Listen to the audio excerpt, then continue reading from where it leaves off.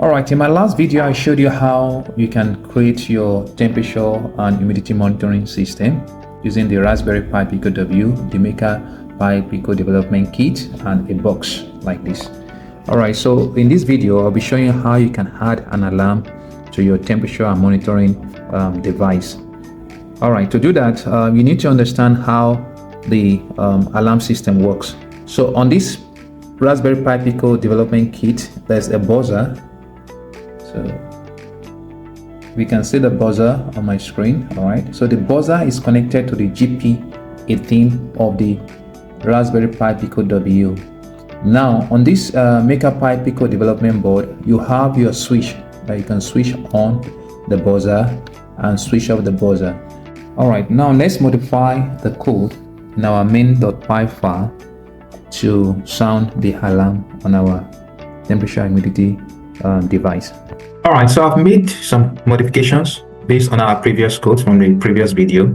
So what I've done is this: I've added the pulse width modulation library. So you need to import your pulse width modulation library.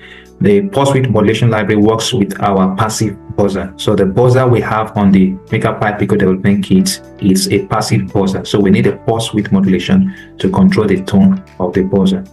Next is you need to configure the GPIO pin for the buzzer on the Pico W.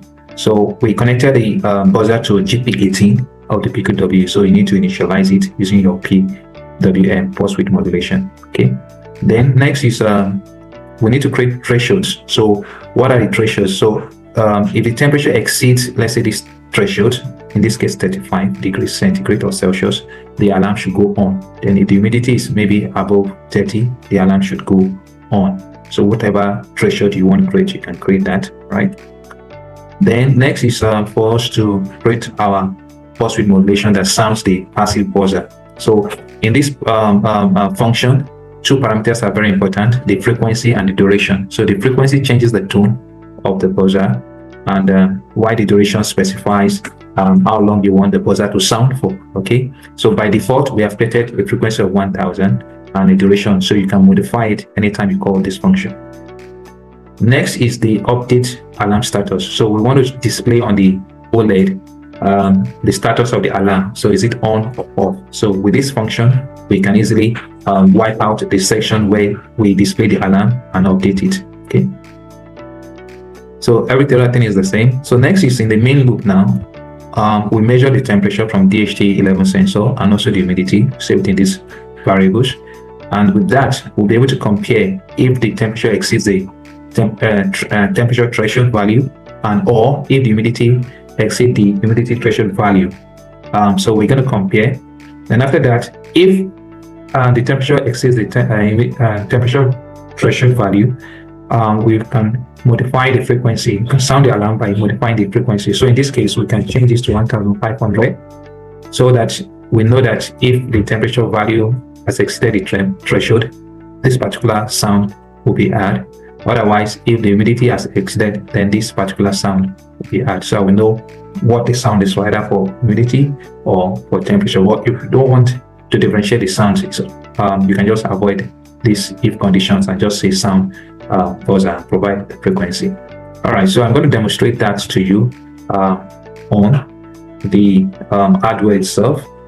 Okay, so that is the hardware on. So currently look at it. Okay, so I'm going to bring my heater, my soldering iron close to the temperature humidity sensor. So currently the value is about 34. I'm sure you can see it clearly. 34 degrees. Okay. So as the heating goes up, let's see if it goes above 35,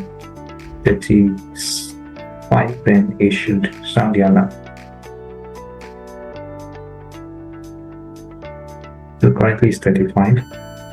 Yeah, so you can see it's 36 now. So the alarm is gone off.